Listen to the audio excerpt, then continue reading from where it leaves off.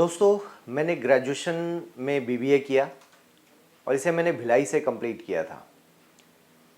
और इसके बाद मैं पुणे चला गया एमबीए करने इंदिरा इंस्टीट्यूट ऑफ मैनेजमेंट से। और उसके बाद मैं ट्रेनिंग के दौरान, जॉब के दौरान महाराष्ट्र, गुजरात और फिर एमपी गया। मध्य प्रदेश में जाने के बाद वहाँ मुझे गुना ज़िला मिला और मेरे अंडर में करीब 8 से 9 डिस्ट्रिक्ट थे। उनमें से एक ज़िला था शिवपुरी भी। और उस वक्त वहाँ के जो गांव थे काफ़ी पिछड़े हुए थे। और एक दिन जब मुझे वहाँ जाना पड़ा अपने डीलर से मिलने के लिए, तो उबड़ खाबड़ रास्तों में बस करीब हिचकोले खाते हुए पहुँच रही है वहाँ पर। और जब मैं वहाँ पहुँचा तो मैं देखता हूँ कि पीने के पानी की बहुत अच्छी व्यवस्था नहीं मिली मुझे। लेकिन वहाँ पर कोल्ड ड्रिंक और कोलगेट, जो कि जिस कंपनी में मैं काम करता था, एमएनसी थी, मल्टीनेशनल कंपनी थी, और ये इन सब का सप्लाई सिस्टम बहुत अच्छा था। तो मैं लौट कर आता हूँ और इस बारे में मैं चर्चा करने लगता हूँ कि आखिर क्यों इतनी सेवाएं खराब हैं। तभी एक सज्जन ने मुझे इस बारे में कहा कि खान साहब, आप आईएएस क्यों नहीं बनते। मैंने कहा ये क्या होता है, और वाकई उस वक्त मुझे नहीं पता था कि आईएएस क्या है।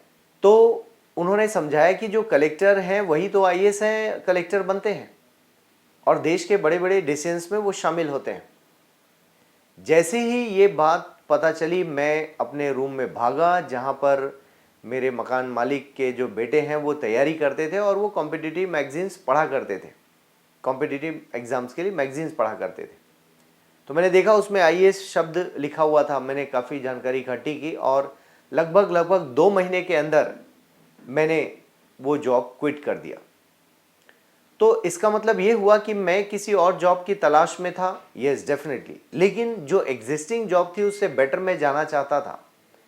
बट मुझे सोल्यूशन नहीं मिल रहा था कि जाना कहाँ है, क्योंकि वहाँ रहते हुए मुझे प्रमोशन चाहिए तो कुछ वेट करना पड़ेगा, और सीधे जंप करना है तो कुछ और ही करना पड़ेगा।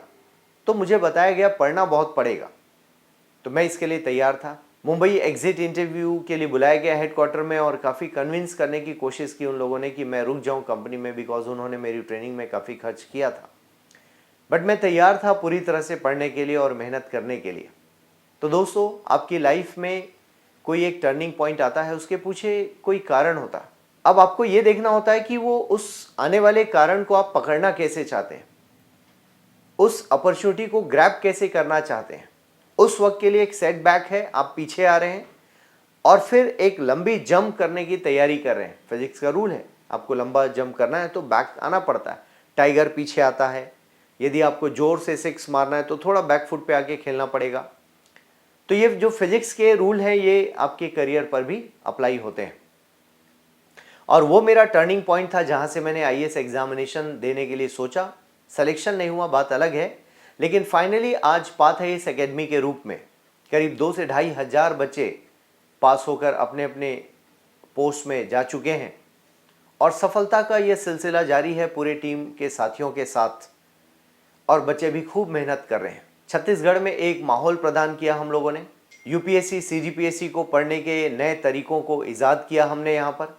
और आज ये एक संगठन नहीं है बल्कि एक मिशन के तौर पर पाथ है इस एकेडमी को देखा जाता है।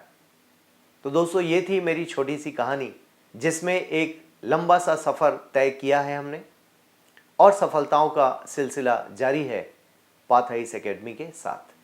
Thank you.